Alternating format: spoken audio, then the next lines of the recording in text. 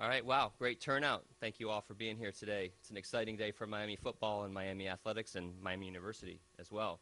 So thank you all for being here. You know, already Coach Martin's family is good luck. I'm going to tell a quick story here. We had dinner last night, wonderful dinner with his family, my wife, Mark Roundtree, and his wife, Jenny. And we didn't make it over to Millette until about halftime of the basketball game. So we stroll on in there. Chuck, his son Max, and I, we're down by 16 points at halftime. Thought, oh boy, here we go. We need to turn this thing around, right? So we sit down. Max proceeds to tell me that he thinks number 3 is our best player. Who's number 3? Will Sullivan. What did he do last night? Career high, 27 points, was our best player, along with Will Felder. So they are good luck charm for Miami basketball, and they told Coach Coop that after the game, and it was a wonderful evening for us and a great time for everybody. So we're here to introduce our new football coach. It's a culmination of about a month-and-a-half process. One thing to keep in mind in this whole thing is that it's great when a plan comes together. You know, when we made the change mid-year, as difficult a decision as that was, it was made in such an attempt to get a head start, get going, get some background on people, and close this thing up as quickly as we can after the season is over. You don't want to rush. You don't want to make a mistake, but you want to be thorough. And to do that, having that extra time really helped us. And that's why we're here today. So it's exciting to see that plan come together. That couldn't happen without the help of a lot of people. And I'm not going to go through every single one in detail, but I do want to list a few. First is the Board of Trustees. They have been unbelievably supportive of the move, the transition, the support to football that's here present now and also coming in the near future. They've been wonderful to work with and very supportive of the process. President Hodge was involved with the interviews, and I could honestly say Chuck would not be here right now if not for President Hodge stepping up and helping out with the process, and he was very valuable throughout, so I want to thank him for that.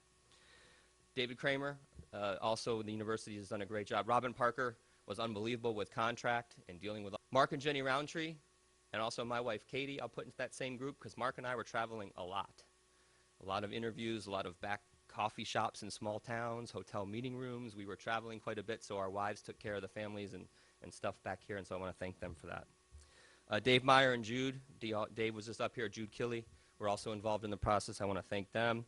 Spencer Iser, my assistant, in terms of helping keep things quiet, confidential, moving along. I appreciate her very much. Kathy Dudley for helping arrange the university plane that we now know is tracked very closely.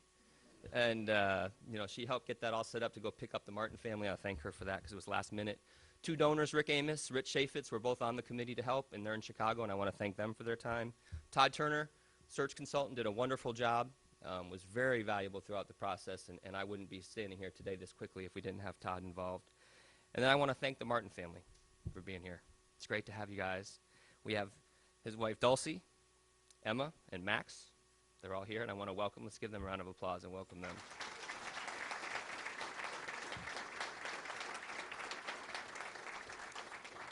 It goes without saying, red's a good color for them, so it's great to have them here. And thank you to everybody else. So, you know, we talked early on.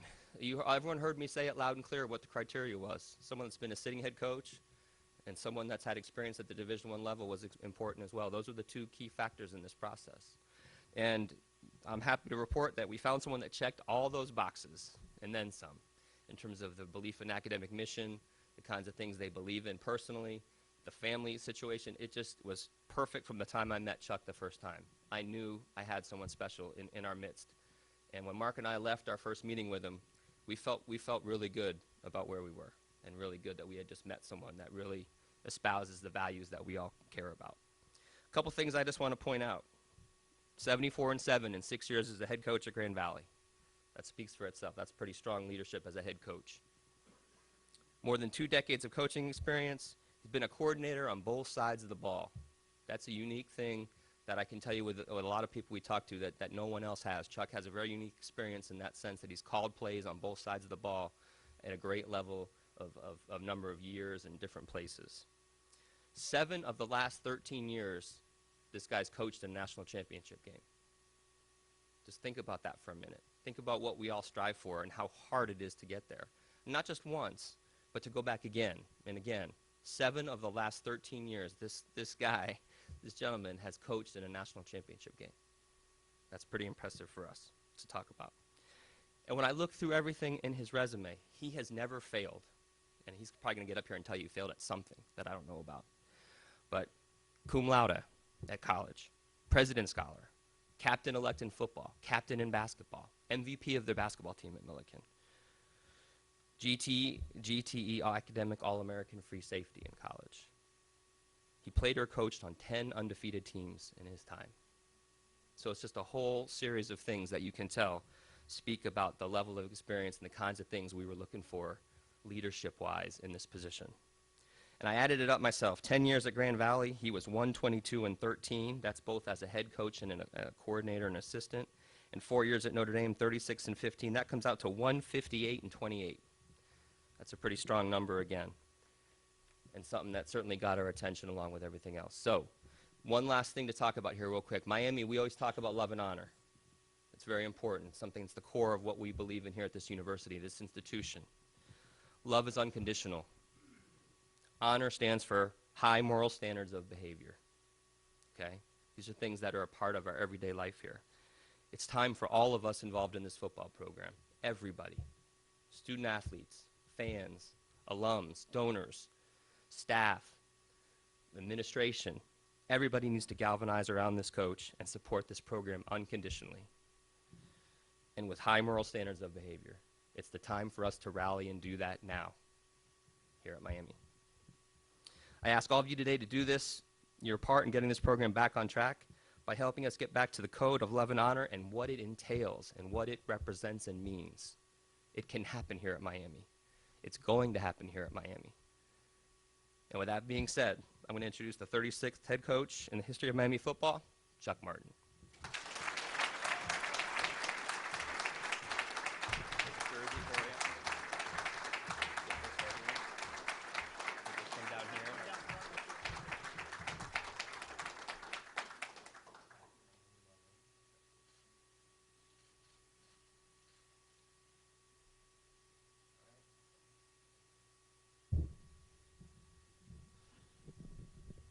Thank goodness I thought he was going to have me put that on for a second. I was going to say, not a great start to my career at Miami University. I said I wasn't that physique back when I tried to play, so that's why I played at a very small college. So want to thank everybody involved, everybody that was on the search committee, to the president, to David, to everyone that spent time and energy helping this search. And it's a dream come true for me and my family.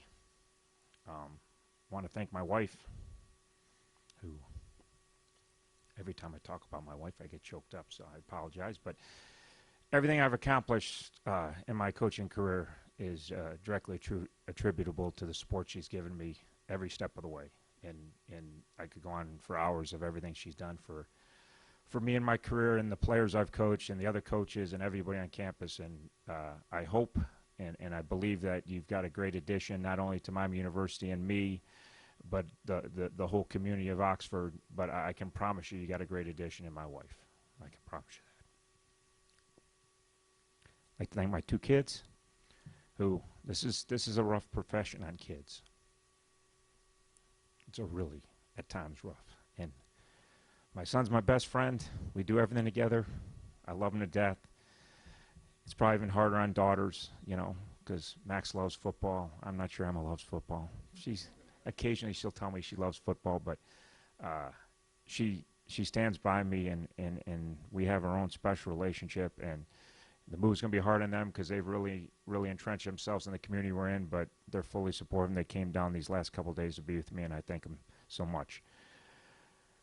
That being said, I'm super excited to be at Miami University. It's an unbelievable honor. Right? It's an incredible university from an academic standpoint.